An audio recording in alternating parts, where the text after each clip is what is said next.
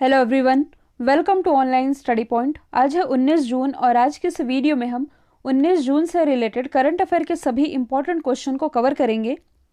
और आप में जो भी रेलवे के एस्पिरेंट हैं उनके लिए टेक्स्ट बुक पर आरआरबी एनटीपीसी 2021 के अपडेटेड और लेटेस्ट 176 टेस्ट ये आप लोगों को मिलेंगे, जिसमें कि 26 टोटल टेस्ट फ्री हैं। साथ में आप लोगों को आरआरबी एनटीपीसी इसका जो CBT 2 होना है इसके लिए अपडेटेड 90 टेस्ट, जूनियर ट्रांसलेटर के 200 टेस्ट, और ये सभी आप लोगों को मिल सकेंगे। साथ ही आप फ्री टेस्ट के लिए साइन अप कर सकते हैं फॉर बेटर एक्सपीरियंस और यूज़ द कूपन स्टडी 10 का कूपन आप यूज़ किए और टेक्स्ट बुक पर काफ़ी सारे एग्ज़ाम्स के स्टडी मटेरियल और मॉक टेस्ट ये अवेलेबल होते हैं, जिसमें आप लोगों को रेलवे, SSC, बैंकिंग, डिफेंस आदि सभी एग्ज़ामों से रिलेटेड 8000 प्लस मॉक टेस्ट एक साल के लिए कितने में 299 में, और 2 साल के लिए ये आप लोगों को मिल सकेगा 499 में। तो यदि आप इसे लेना चाहें तो आप स्टडी 10 का कूपन इस्तेमाल करके इसे परचेस कर सकते हैं। इससे आप लोगों को 30 रुपये एक्स्ट्रा डिस्काउंट मिल सकेगा। लिंक डिस्क्रिप्शन बॉक्स में दी हुई है। स्टार्ट करते हैं हमारा पहला क्वेश्चन। हाल ही में दुनिया का तीसरा सबसे बड़ा हीरा ये कहाँ पाया गया है? तो दुनिया का ये जो तीसरा सबसे बड़ा हीरा है ये पाया गया है बोत्सवाना में। बोत्सवाना ये कहाँ है? ये स्थित है साउथ अफ्रीका में। सबसे पहले आप इसकी लोकेशन देख लेंगे। ये है अफ्रीका महाद्वीप और ये है बोत्सवाना, जहाँ दुनिया का तीसरा सबसे बड़ा हीरा पाया गया है, जिसकी इमेज आप देख पा रहे हैं। तो बोत्सवाना की जो राजधानी है गैब्रोन, इससे 75 मील की दूरी पर यह हीरा पाया गया है, जो कि 1098 कैरेट का है। ये दुनिया का तीसरा सबसे बड़ा हीरा बताया जा रहा है। बोत्सवाना अफ्रीका महाद्वीप में हीरा का सबसे बड़ा उत्पादक देश है। इसके बाद सबसे ज़्यादा हीरे अफ्रीकी ही देश कॉन्गो में पाए जाते हैं। अच्छा, दुनिया का सबसे बड़ा हीरा ये कहाँ खोजा गया था? ये खोजा गया था साउथ अफ्रीका में 1905 में। इसके बाद 2015 में दुनिया का दूसरा सबसे बड़ा हीरा जो कि इसी बोत्सवाना में पाया गया था, और अब फिर से इसी बोत्सवाना में ये दुनिया का तीसरा सबसे बड़ा हीरा पाया गया है। अब यहाँ हीरा मिला है तो देखिए, जो मोस्टली अफ्रीकी कंट्री हैं ये उतनी ज़्यादा डेवलप नहीं होती, तो इतने बड़े हीरे मिलने से माना जा रहा है ये जो हीरा है ये अरबों रुपए इसकी कीमत है। ये मिलने से इसका जो लाभ है यहाँ की जनता को मिल सकेगा, मतलब कि इनकी आर्थिक स्थिति में कुछ तो सुधार देखने को मिलेगा ही। तो अब हम जान लेते हैं बोत्सवाना के बारे में। आप ये देख पा रहे हैं कि बोत्सवाना के बीचों बीच से होकर के ट्रॉपिक ऑफ कैप्रिकॉर्न यानी कि मकर रेखा ये गुजर रही है। तो यहाँ से आप एक नदी का नाम याद रखेंगे, इसका नाम है लिम्पोपो रिवर। एग्जाम में पूछा जाता है ऐसी कौन सी रिवर है जो कि मकर रेखा को 2 बार काटती है? तो ये है लिम्पोपो रिवर, साउथ अफ्रीका से रिलेटेड है। ये मकर रेखा को 2 बार काटते हुए हिंद महासागर में आकर के मिल जाती है। तो बोत्सवाना की कैपिटल अभी मैंने बताई थी, ये है गैब्रोने, और इसकी करेंसी है बोत्सवाना पुला। आसपास की लोकेशन यदि आप देखेंगे तो साउथ अफ्रीका से आप लोगों को क्या याद आता है?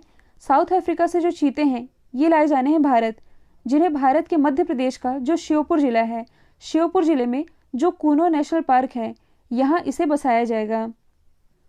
ये जो आप देख रहे हैं ये है मेडागास्कर। मेडागास्कर ये पहले अफ्रीका महाद्वीप का ही हिस्सा हुआ करता था। आप लोगों के लिए विश्व के प्रमुख जलप्रपात और झीलों से रिलेटेड एक स्पेशल वीडियो अपलोड किया गया है, इसे आप जाकर के देख सकते हैं। लिंक डिस्क्रिप्शन बॉक्स में दी हुई है। अगला है, हाल ही में जारी किए गए वैश्विक शांति सूचकांक में कौन सा देश टॉप पर रहा है? यानी कि दुनिया का सबसे शांतिप्रिय देश ये कौन सा है? तो ये रहा है आइसलैंड। ये जो रैंकिंग जारी की गई है किसके द्वारा जारी की गई है? Institute for economics and peace के द्वारा ये रैंकिंग जारी की गई है, जिसमें कि जो आइसलैंड है ये दुनिया का सबसे शांतिपूर्ण देश है। 2008 से ये इसमें पहले स्थान पर रहा है। इसके बाद न्यूजीलैंड, डेनमार्क, पुर्तगाल और स्लोवेनिया का स्थान आता है। तो ये तो है सबसे शांतिप्रिय देश। सबसे ज़्यादा अशांति किस देश में है? तो ये जो अफगानिस्तान है ये लगातार चौथे वर्ष दुनिया का सबसे कम शांतिपूर्ण देश बना हुआ है। यदि हम दक्षिण एशिया की बात करें तो भारत की स्थिति में सुधार देखने को मिला है। भारत की स्थिति इस बार है 135वीं, और साउथ एशिया में देखा जाए तो इंडिया का स्थान 5वें नंबर पर आता है। तो पहले स्थान पर कौन है? तो टॉप पर भूटान और नेपाल को रखा गया है। तो अब हम जान लेते हैं आइसलैंड के बारे में। आइसलैंड जो कि अटलांटिक महासागर जो कि ऐसा आकार की आकृति में है, कुछ यहीं स्थित है। आइसलैंड की कैपिटल क्या है? ये है रेक्जाविक। करेंसी है आइसलैंडिक क्रोन। और यदि आप करंट से रिलेट करेंगे तो हाल ही में आइसलैंड में एक ज्वालामुखी है जो कि लगभग 6000 साल बाद यहाँ विस्फोट हुआ था। ये मार्च 2021 की ही न्यूज़ है। अगला क्वेश्चन है, हाल ही में दुनिया का 5वां महासागर किसे घोषित किया गया है? तो हाल ही में ये जो दुनिया का 5वां महासागर है, ये दक्षिणी महासागर को घोषित किया गया है। हालांकि आप लोग तो 5 ही पढ़ते थे, लेकिन 5वें की घोषणा नहीं हुई थी, अब इसे आधिकारिक मान्यता दे दी गई है। यदि आप वर्ल्ड मैप में देखेंगे तो ये है पैसिफिक ओशन, अटलांटिक ओशन, ऊपर आर्कटिक ओशन, इसके बाद है हमारा इंडियन ओशन। ये जो आप देख रहे हैं ये है साउथर्न ओशन, जिसे आप अटलांटिक ओशन के नाम से भी जानते हैं। इसे मान्यता किसके द्वारा दे दी गई है? तो इसे मान्यता दी गई है नेशनल जियोग्राफिक के द्वारा। आप लोगों ने नेशनल जियोग्राफिक चैनल तो देखा ही होगा, जिसमें कि सांप को तक खा लिया जाता है। तो इसी ने मैगजीन के फ्रंट कवर पर यह जानकारी साझा की है कि दुनिया को इसका 5वां महासागर मिल चुका है, मतलब कि इसकी आधिकारिक घोषणा की जा चुकी है। अब देखिए, ये जो दुनिया का 5वां महासागर है, ये पहले भी अस्तित्व में था। 1999 में NOAA ने इसे मान्यता दी थी, लेकिन वर्ष 2000 में इससे ये जो टैग है 5वें महासागर का, ये छीन गया था। किसने छीना था? इंटरनेशनल हाइड्रोग्राफिक ऑर्गेनाइजेशन के द्वारा। लेकिन अब फिर से इसे मान्यता दे दी गई है। यदि आप लोगों को याद होगा तो हाल ही में दुनिया के ये जो 5 महासागर हैं, इनका जो सबसे गहरा बिंदु है, इनके नाम की घोषणा की गई थी वर्ल्ड ओशियन डे के मौके पर। कब मनाया गया था? 8 जून को। तो इसी का हम रिवीजन कर लेते हैं। यदि हम बात करें दुनिया के सबसे बड़े महासागर की, जो कि है पैसिफिक ओशन, प्रशांत महासागर, इसका सबसे गहरा बिंदु ये कौन सा है? Mariana trench. यदि हम बात करें अटलांटिक ओशन की, जहां हमने अभी आइसलैंड की लोकेशन डिस्कस की थी, इस अटलांटिक महासागर का सबसे गहरा बिंदु है प्यूर्टो रिको ट्रेंच। इसके बाद यदि हम बात करें अपने हिंद महासागर की, तो इसका सबसे गहरा बिंदु है जावा ट्रेंच। आर्कटिक ओशन का सबसे गहरा बिंदु है मोले होल। और ये जो दक्षिणी महासागर है, इसका सबसे गहरा बिंदु फैक्टेरियन ट्रेंच बताया गया था। किस राज्य सरकार ने रायतु बंधु योजना की शुरुआत की है? तो इसकी शुरुआत तेलंगाना गवर्नमेंट के द्वारा की गई है। हालांकि तेलंगाना गवर्नमेंट की ये जो योजना है रायतु बंधु योजना, ये तो यहाँ 2018 में ही शुरू कर दी गई थी, जिसके तहत अब किसानों को लाभ दिया जाना है। तो किसानों को वित्तीय सहायता प्रोवाइड कराई जाएगी 2 फसलों के लिए, मतलब कि साल में 2 बार। एक रबी की फसल के लिए 5,000, दूसरा खरीफ की फसल के लिए 5,000 रुपये तक की वित्तीय सहायता प्रोवाइड कराई जाएगी तेलंगाना गवर्नमेंट के द्वारा। पर्पस यही है कि किसानों को बीज, उर्वरक, कीटनाशक और खेत की तैयारी के लिए जो भी लागत संबंधी खर्चा आता है, ये प्रोवाइड कराया जा सके। तेलंगाना की यदि हम बात करें तो इसकी राजधानी है हैदराबाद। हैदराबाद ये किस नदी के किनारे बसा हुआ है? मूसी नदी के किनारे। और इसी हैदराबाद में स्थित है चार मीनार। यदि आपसे पूछा जाए कि चार मीनार ये किसके द्वारा निर्मित किया गया था, तो इसका निर्माण मोहम्मद कुली कुतुब शाह इसके द्वारा करवाया गया था।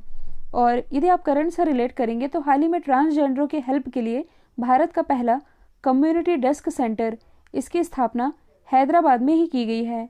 ये अभी फरवरी या मार्च की ही न्यूज़ है। हैदराबाद को tree city of the world के रूप में भी चुना गया है।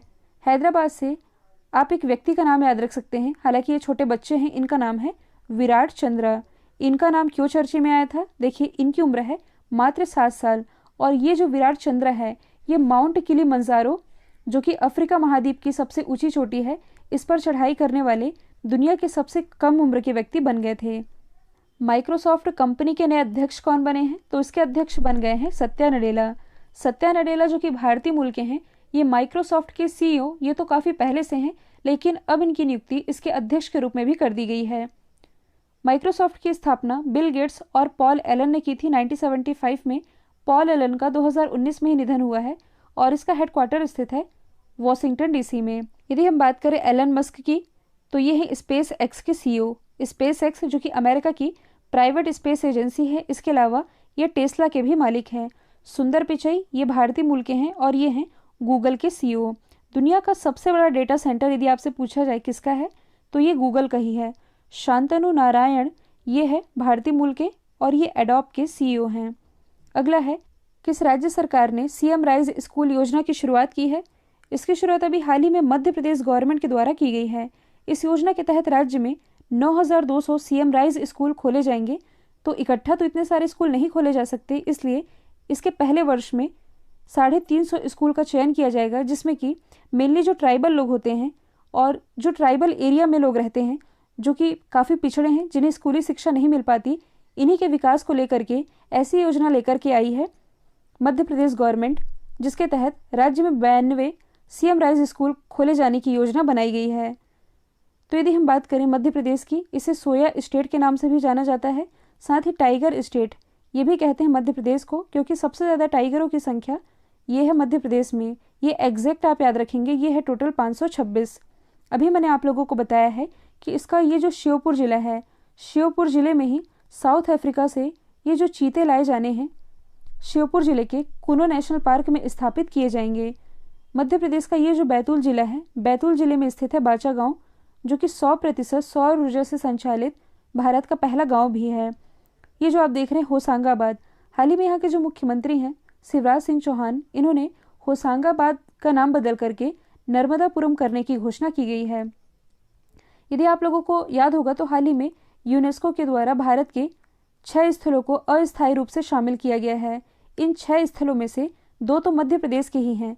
पहला तो है सतपुड़ा टाइगर रिजर्व और दूसरा है जबलपुर का भेड़ा घाट और तिलवारा घाट, तो आप याद रख सकते हैं। अगला है हाल ही में प्यूमा का ब्रांड एम्बेसडर, ये किसे नियुक्त किया गया है? तो पूमा के ब्रांड एम्बेसडर जो कि हाल ही में बन गए हैं क्रिकेटर युवराज सिंह। यदि आपसे पूछा जाए कि पूमा ये किस देश की कंपनी है, तो यह है जर्मनी की कंपनी। इसकी स्थापना 1948 में की गई थी। यदि हम बाकी ऑप्शन की बात करें तो विराट कोहली ये भी हाल ही में डिजिटल इंश्योरेंस के ब्रांड एम्बेसडर बने हैं। साथ ही हाल ही में फोर्ब्स के द्वारा दुनिया में सबसे ज़्यादा कमाई करने वाले एथलीट की लिस्ट जारी की गई थी, जिसमें कि टॉप 100 में शामिल एकमात्र भारतीय हैं विराट कोहली। और यदि देखा जाए तो दुनिया में सबसे ज़्यादा कमाई करने वाले क्रिकेटर ये विराट कोहली ही हैं। यदि हम बात करें महेंद्र सिंह धोनी की, तो ये ब्रांड एम्बेसडर हैं ड्रीम 11 के, टाइटन के और रेड बस के। हाल ही में वर्ल्ड सस्टेनेबल गैस्ट्रोनॉमी डे कब मनाया गया? तो ये हर साल 18 जून को मनाया जाता है, सस्टेनेबल गैस्ट्रोनॉमी डे। अच्छा, गैस्ट्रोनॉमी ये होता क्या है? तो कहने का मतलब है, आप एक लाइन में इसे याद रख सकते हैं, पाक कला के क्षेत्र में।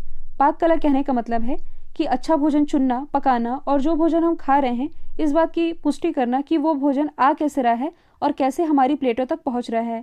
इसी के लिए ये गैस्ट्रोनॉमी डे 18 जून को मनाया जाता है। यदि आप लोगों को याद होगा तो 2019 में ही जो यूनेस्को है, यूनेस्को के द्वारा भारत में 2 शहरों को क्रिएटिव सिटीज़ की लिस्ट में रखा गया था। एक तो है मुंबई, इसे रखा गया था क्रिएटिव सिटी ऑफ फिल्म की कैटेगरी में। दूसरा है हैदराबाद, इस हैदराबाद को क्रिएटिव सिटी ऑफ गैस्ट्रोनॉमी की लिस्ट में रखा गया था, इसलिए इसे आप कनेक्ट करके याद रख सकते हैं। अगला है टोक्यो ओलंपिक के लिए क्वालिफाई करने वाली पहली भारतीय ताइक्वांडो एथलीट ये कौन बनी है?